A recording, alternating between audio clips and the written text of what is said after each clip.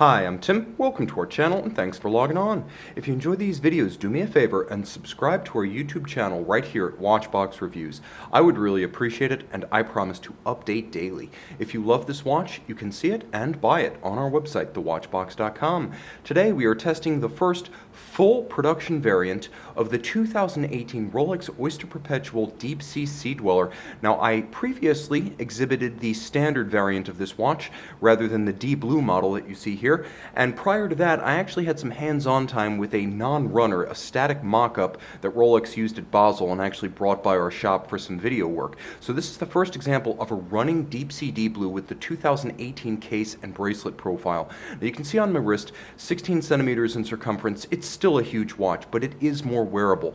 Let's talk about the dimensions that don't change. It's still a 44 millimeter diameter, and it actually grows slightly. I've measured several variants with the standard dial. They all seem to be 0.1 millimeter larger than the old Deepsea, so 17.8 versus 17.7. That said, everything else has been pared down. Lug-to-lug, the new watch measures 51.8 millimeters compared to 52.5 for the old watch, and including the solid end links, which have been cropped a little bit, the new watch measures 53.5 millimeters link to link compared to 55.7. So we go from 55.7 to 53.5, and that's probably the most pronounced reduction of all the size changes. The spacing is now 22 millimeters between the lugs, which gives a better match between actual case width and end link profile. They seem to be more symmetrical now, whereas before it looked a little bit pencil necked. Now getting close, you can see that the Oyster bracelet is fitted to the Deepsea, even the D-Blue variant, which of course pays tribute to James Cameron's immortal 2012 dive in his own submarine to the bottom of the Challenger Deep within the Mariana Trench. We'll get to that in a moment, but you can see that although it's a sensational watch, it's a subdued bracelet. A satin finish along the hoods, along the flanks there is some high polish. All removable links are fixed by screws, and it is a clamshell double lock system. So you have the beak and the hook locking system. That's actually, you can hear it lock. That's your first lock. This is an articulated switch, so it's a lift lock system, but then it's also a clamshell. You get both on the seriously sporty professional grade Rolex watches, not just the lift lock as you'll find on something like a Milgauss.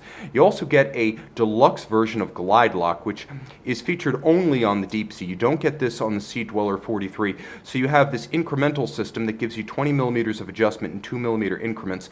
You lower the lock and then you deploy the flip lock. You have glide lock deluxe and you have flip lock. Between the two you're going to get 2 inches, and for those of you in the rest of the world where you live in civilized countries with advanced metrics, you'll know this as 50 millimeters or more.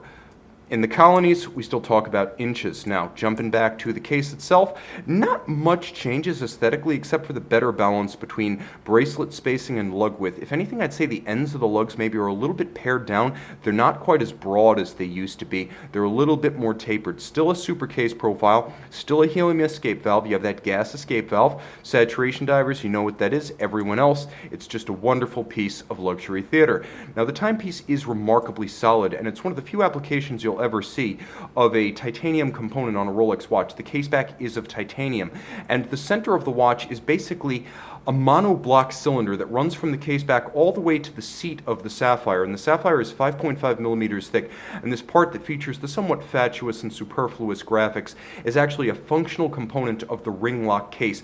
So it's squeezed from the top by the sapphire, it's squeezed from the bottom by the titanium caseback, all of that yielding water resistance of 3,900 meters or roughly 12,800 feet. There are those imperial units again. Now, the bezel has a wonderful, if subtle and refined detent. You can hear it. It's sharp, it's crisp, it's 120 clicks. You line up with the minute hand, now you have an impromptu 0 to 60 minute timer. As you can see, because of the thickness of the crystal, there is no Cyclops eye on the Deepsea, which I find helps the symmetry of the dial. It's actually a very clean look.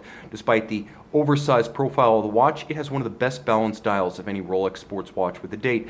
The insert for the bezel is ceramic and highly scratch resistant. All of the wells and calibrations in silver are actually platinum deposits into the bezel for a tarnish-free, oxidation-free, long-lived luster, and you can see it's a wonderful silver in gloss black, and then there's a sapphire over the luminescent pearl. Rolex sweats the details. The dial is a gradient blue lacquer that fades from a sort of cobalt at the top to navy at the bottom, and of course James Cameron, in his personal submarine, which was the color of the deep sea script right here, the Deep Sea Challenger, he dove to the bottom of the Challenger Deep, the deepest part of the Mariana Trench, also known as the deepest part of the ocean. And he did bring a Rolex along for the ride, too, actually, one on his wrist and an experimental piece outside the submersible. Trip lock crowns screw down naturally. These watches are actually tested to their rated depth. Unlike the other Rolex divers, the Deep Sea absolutely gets tested to its rated depth using high-tech equipment built in-house by Rolex. White gold hands, white gold indices, and underneath the caseback, Rolex caliber 3235 now. 70-hour power reserve, reprofiled mainspring barrel, new Leica-etched Rolex Chronergy Escapement. It's Rolex's answer to Omega's coaxial. More efficient, more precise. The watch is COSC certified as a chronometer. It's then cased up and tested again to no worse than -2+2 per day. That is a superlative chronometer per Rolex's own nomenclature, but there is concrete basis for the claim. Stop seconds, as well as a quick set date, a 28.8 beat rate, 31 joules. This one features a free sprung balance with a full balance bridge for shock resistance, the overcoil hairspring to help it gain the chronometer certification in any orientation, as well as keep good time on your wrist in action. And of course, the overcoil hairspring is a Cerachrom blue alloy, oxidized niobium zirconium, highly anti-magnetic. This is Rolex's toughest watch, its biggest watch, its most deluxe clasp, and its most capable diver. That makes it special. Add the color and the character, and you have something that's pretty much unique in Rolex history, a cheerful dive watch. See it and make it yours on the watch box. Rolex Chroma Light Lume on the Rolex Deepsea D-Blue.